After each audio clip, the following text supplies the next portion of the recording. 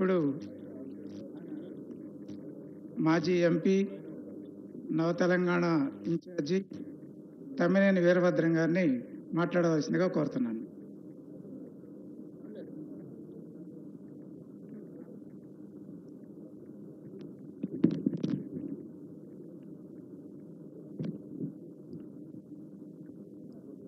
సభకు నమస్కారం. ఈనాటి మన ముఖ్య అతిథి రేవంత్ రెడ్డి గారు, ముఖ్యమంత్రి గారు, మా సన్నిహితులు రెవెన్యూ శాఖ మంత్రి పొంగులేటి శ్రీనివాసరెడ్డి గారు, సమాచార శాఖ కమిషనర్ ప్రియాంక గారు, రాఘవుల్ గారు, వేదికపై ఉన్న పెద్దలందరికీ, సిపిఎం పార్టీ రాష్ట్ర కార్యదర్శి వెస్లీ గారు, రంగన్న, అందరికీ నమస్కారం. ముఖ్యమంత్రి గారు ముందు మాట్లాడితే తర్వాత నేను ఎక్కువసేపు మాట్లాడదాం అనుకున్నాను, కానీ ఇప్పుడు ఆయన ఇక్కడ కూర్చోబెట్టి ఎక్కువ మాట్లాడడానికి లేదు. ఆయన పత్రిక గురించి చర్చ జరుగుతున్నప్పుడు ఒక రెండు విషయాలు చెప్పాలనిపిస్తోంది. నవ తెలంగాణ ట్యాగ్ లైన్ అనుదినం జనస్వరం, అంటే ప్రతిరోజు జనం గొంతుకు వినిపించడం. జనం గొంతుకు వినిపించడం ముఖ్య భాగం, కానీ జనం ఏం వినడానికి సిద్ధపడతారో అది వినిపించడం కాదు. ఆ మాటకు వస్తే జనప్రియం వేరు, జన ప్రయోజనం వేరు. జనప్రియం అంటే జనానికి ఇష్టమయ్యేది. జనానికి సినిమా ఇష్టం, డ్యాన్స్ ఇష్టం, పాట ఇష్టం, కలర్స్ ఇష్టం, సంతోషమైన జీవితం ఇష్టం. ఇవన్నీ తనకు లేకపోయినా సరే పత్రికలు చూసో, రాసింది చదివో, సినిమాలు చూసో సంతోషించడం బాధిత మానవుడికి అలవాటు.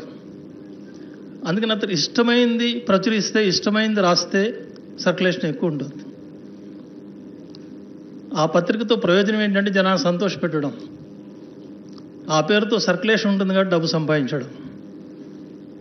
సర్క్యులేషన్ ఎక్కువ ఉన్న పత్రికలు కాబట్టి ప్రభుత్వాలు కూడా రూల్స్ ప్రకారమే అయినప్పటికీ వాటిని ఆదరిస్తుంటారు, ఎక్కువ ప్రకటనలు ఇస్తుంటారు. జనానికి ఇష్టమైంది చెప్పడం వేరు, జనానికి ఏది ప్రయోజనం అది చెప్పడం వేరు. జనానికి ఏది ప్రయోజనం అనేది తమకే తెలియదు. జనం తన ప్రయోజనం అంతా తనకు తెలుసు అనుకుంటే పొరపాటు. తెలియని విషయాలు చాలా ఉంటాయి, తెలిసేట్టు చెప్పాలి. పెద్దలు రాఘవుల్ గారు చెప్పారు, జనానికి కనపడనివి, వినపడనివి ఎన్నో ఉంటాయి. వాటిని కనపడేటట్టుగా, వినపడేటట్టుగా చేసేదే నిజమైన పత్రిక.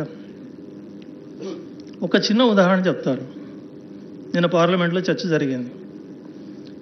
ప్రతిపక్ష నాయకుడు రాహుల్ గాంధీ గారు చాలా వివరంగా మాట్లాడారు, సిపిఎం నేతలు మాట్లాడారు, ఇండియా బ్లాక్ పార్టీలని మాట్లాడినాయి. ఏం మాట్లాడినాయి? ఇండియా పాకిస్తాన్ మధ్య జరిగిన ఘర్షణ, దానికి సంబంధించిన వివరాలు అడిగినాయి. పహల్గామ్ ఘటనకు సంబంధించిన నేపథ్యాన్ని ప్రశ్నించినాయి. ఇంటెలిజెన్స్ ఫెయిల్యూర్ ఎందువల్ల సంభవించింది అని ప్రశ్నించాయి. యుద్ధం జరగబోతోంది, పాకిస్తాన్ అంతా ఖతమైపోతోంది అని దేశం అంతా ఊగిపోతున్న నేపథ్యంలో సడన్గా యుద్ధ విరమణ జరిగిపోయింది, కాల్పుల విరమణ జరిగిపోయింది. దీని మతలబు ఏంటి అని అడిగినాయి. ఆ వార్త మీరు చెప్పకుండా, పాకిస్తాన్ వాళ్ళు చెప్పకుండా ట్రంప్ చెప్పడంలో వెనకున్న కుట్ర ఏంటి అని అడిగినాయి. ఏ ఒక్క ప్రశ్నకు సమాధానం లేదు, ఏ ఒక్క ప్రశ్నకు సరైన సమాధానం లేదు. సమాధానం చెప్పకపోవడం వల్ల నైజం, కానీ చెప్పలేకపోతోంది ప్రభుత్వాన్ని దోషిగా నిలబెట్టాల్సిన నాలుగో స్తంభం, ప్రజాస్వామ్య నాలుగో స్తంభం పత్రికలు ఎన్ని ఆ ప్రశ్న వేస్తున్నాయి, ఎంతమంది నిలబెడుతున్నాయి? ఇది పత్రికల బాధ్యత కాదా? అంతేకాదు, సిగ్గుచేటనే విషయం ఏంటంటే, ఆ యుద్ధం జరిగింది కొద్దిసేపే, 6-7 తేదీల మధ్య ఉండే రాత్రి తెల్లవారుజామున జరిగింది మెయిన్ ఫైట్ అంతా. ఈ ఫైట్ గురించి ఎన్నెన్ని వార్తలు వచ్చినాయి మనకు. ఎలక్ట్రానిక్ ఛానల్స్తో సహా, టీవీ ఛానల్స్, ముఖ్యమైన ఇంగ్లీష్, హిందీ, తెలుగు అన్ని ఛానల్స్ ఎక్కడ హెడ్డింగ్ పెట్టండి, అపూర్వమైన పరాక్రమం భారతదేశాన్ని. పాకిస్తాన్ అయిపోతోంది, కరాచీ పోర్టు ధ్వంసం అయిపోయింది, లాహోర్ స్వాధీనం అయిపోయింది, బలూచిస్తాన్ పాకిస్తాన్కు వ్యతిరేకంగా తిరుగుబాటు చేసింది. ఇంకా పాకిస్తాన్ లేదు. పత్రికల నిండా చూస్తే ఇంకా పాకిస్తాన్ అసలు ఉనికిలో లేకుండా పోయింది గ్లోబ్లో. వాస్తవం ఏంటి? అసలు మన ఫైటర్స్ కానీ మన బలగాలు కానీ మన పొలిమేర దాటకపోయినా అవతల బాంబులు వేశారు. 70 కిలోమీటర్లు పోయి మిసైళ్ళు ఉన్నాయి, మిసైళ్ళు వేశారు. 9 స్థావరాలు ధ్వంసం చేశామన్నారు. 100 మంది ఉగ్రవాదులు చనిపోయారు అన్నారు. ఇది వాస్తవమా? అది వాస్తవం కాదో ఎవరికి తెలియదు. ఎప్పటికి ఒక నానుడు ఉంది, యుద్ధంలో మొదట చచ్చిపోయేది నిజం. ఆ నిజం బయటకు తీయాలి. బయటకు తీసే బాధ్యత పత్రికది, బయటకు తీసే పాత్రికేయుడిది. ఆ బాధ్యత మర్చిపోయారు. విమానాలు కూలిపోయినాయి అన్నారు. ఎన్ని కూలిపోయినాయి? ప్రశస్యంగా పాల్గొన్నటువంటి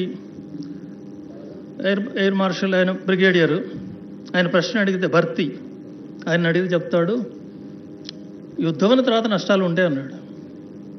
అంటే నష్టాలు ఉంటాయని ఒప్పుకున్నాడు. ఎన్ని అంటే చెప్పడు. తర్వాత మన ఎయిర్ చీఫ్ విదేశాలకు వెళ్ళినప్పుడు అప్పుడు ఒక మీటింగ్ జరిగింది. మా విమానాలు కూలిపోయిన నిజమే, రాఫెల్ కూడా కూలిపోయిన నిజమే అన్నారు. ఎందుకు దాస్తున్నారు ఇది? బహుశా చాలా పెద్ద ఒక ఉన్మాదం సృష్టించారు రాఫెల్ గురించి. మనందరికీ తెలుసు. ప్రతిపక్షం, కాంగ్రెస్, సిపిఎం అనేక ప్రశ్నలు వేసినాయి. రాఫెల్ నుంచే, ఫ్రెంచ్ వాళ్ళ నుంచే యుద్ధ విమానాలు ఎందుకు తీసుకొచ్చుకోవాలి, రష్యా వాళ్ళ సప్లై ఉంది కదా అని అప్పుడు ఏదో బుకాయించారు, తీసుకొచ్చారు. రాఫెల్ వస్తుంటే కూడా టీవీలు పెద్ద పెద్ద బొమ్మలు వేసినాయి. అక్కడి నుంచి బయలుదేరినప్పుడు ఎయిర్ జర్నీని కూడా చాలాసేపు చూపించారు. అంత గొప్ప విమానం రాఫెల్ అని. ఆ రాఫెల్ కూలిపోవడం వీళ్ళకి ఇష్టం లేదు. ముందు కూలిపోయిందని ఒప్పుకోవట్లేదు. కానీ తర్వాత ఇప్పుడు ఎవరు చెప్తున్నారు ఈ వాస్తవం? మళ్ళీ ట్రంపే ఇప్పుడు చెప్పాడు 5 విమానాలు కూలిపోయిన ఇండియాయి. మరి ఇప్పుడు ఎవరు మాట్లాడట్లేదు.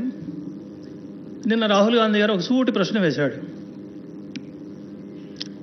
శాంతి ఒప్పందం కూర్చుంది నేనే అని చెప్పి 32 సార్లు ప్రకటించాడు ట్రంప్. అట్లా కాదు ఇట్లా కాదని నత్తిగా జయశంకర్ సమాధానాలు చెప్తున్నాడు తప్ప మోడీ మాట్లాడట్లేదు. ఇప్పటికైనా నిండు సభలో సూటిగా అడుగుతున్నాం, ట్రంప్ ఇన్నిసార్లు ప్రకటించాడు కదా, కాదంటున్నారు కదా మీ పార్టీ వాళ్ళు, ఒకళ్ళిద్దరు మంత్రులు. సూటిగా ట్రంప్ పేరు చెప్పి ట్రంప్ అబద్ధాలు చెప్పాడు అని చెప్పమనండి మన మోడీని. అంటే నోరు ఎగవట్లేదు ఆయనకి. ఇట్లాంటి దద్దమ్మ ప్రధానమంత్రి మన కేంద్రంలో ఉంటే దాని గురించి ఎక్స్పోజ్ చేసే ధైర్యం పత్రికలకు ఉందా? ఎక్స్పోజ్ చేసే ధైర్యమే లేదు పత్రికలకు, టీవీ ఛానళ్లకు. ఆయన బాకాలు ఊతున్నారు. ఆయన విశ్వగురు, ఛాతీ 56 అంగుళాలు ఉంటుంది. ఆయన చూస్తే అంతా హడలైపోతుంది అని. ఇన్ని వాస్తవాలు ఉంటే కూడా స్పష్టంగా ప్రజల ముందు లేని పత్రిక కాదు అది, ప్రజాద్రోహం అది. అంతేకాదు చాలా విషయాల్లో ఇట్లాంటి తప్పుడు వార్తలను వస్తుంటాయి, కప్పిపుచ్చే వార్తలను వస్తుంటాయి. కాబట్టి దీన్ని వ్యతిరేకించి నిలబడుతున్నటువంటి, అట్లాంటి తప్పుడు వార్తలకు సింహస్వప్నంగా నిలబడుతున్నటువంటి చరిత్ర కమ్యూనిస్టుల పత్రికలు, వామపక్ష పత్రికలు, ప్రజాశక్తి, నవతెలంగాణ ఆ పాత్ర నిర్వహిస్తున్నాయి. ఈ పాత్ర నిర్వహించినందుకు కొంతమంది ప్రశంసిస్తూనే దాన్ని సహకరించడం మానేస్తున్నారు. నా బాగా గుర్తు, బీఆర్ఎస్ గవర్నమెంట్ ఉన్నప్పుడు ఆయన పోయి కలిసాం. ఉప ఎన్నికలు రాగానే మా చుట్టూ తిరిగాడు ఆయన. పోయి కలిసాం. సరే, అప్పటికి పత్రిక కష్టాల్లో ఉంది, 5 కోట్ల నష్టాల్లో ఉంది. ఎందుకుంది నష్టాల్లో? న్యాయమైన వాటా మాది వస్తూ నష్టానికి వస్తే మేము భరిస్తాం, ప్రజలు భరిస్తారు. కానీ కావాలని కక్షతో తొక్కిపెట్టిన సందర్భం, ప్రభుత్వం నుంచి ఒక ప్రకటన రాకుండా చేసిన సందర్భం. పోయి కలిసి మాట్లాడితే నిష్కర్షగా చెప్పాడు. ఏమని? మాకు వ్యతిరేకంగా మీరు పత్రికల్లో వార్తలు రాస్తే మీకు ఒక్క ప్రకటన కూడా ఇవ్వను, ఎందుకు ఇవ్వాలి అని ఆగ్రహంగా ప్రశ్నించాడు. మీకు వ్యతిరేకమా మాకు వ్యతిరేకమా కాదు, మేము రాసిన దాంట్లో వాస్తవం లేదని మీరు నిరూపిస్తే ఒక్క పైసా మిమ్మల్ని అడగం, మీ ప్రకటన కూడా అడగం నేను చెప్పాను. ఇప్పటికీ సవాల్ చేస్తుంది మా పత్రిక. మేము రాసే పత్రికలో ఒక్క వాస్తవం కాదు అని చెప్పండి. వ్యక్తిగత ద్వేషంతో మాట్లాడే మాట ఒక్కటి చెప్పండి. వాళ్ళ రాజకీయాలు ఎట్లా నడుస్తున్నాయి? నువ్వు లంగా అంటే నువ్వు లఫంగి, నువ్వు బుద్ధి లేదంటే నువ్వు బుద్ధిహీనుడు, ఇంకోటి చాలా మాటలు. ఆ మాటలు చెప్పడానికి కూడా నాకు రావు. నవ తెలంగాణ ఎప్పుడైనా, ప్రజాశక్తి ఎప్పుడైనా ఒక వ్యక్తిగత విమర్శ చేసిందా? ఒక మంత్రిని కానీ, ఒక ముఖ్యమంత్రిని కానీ, ఒక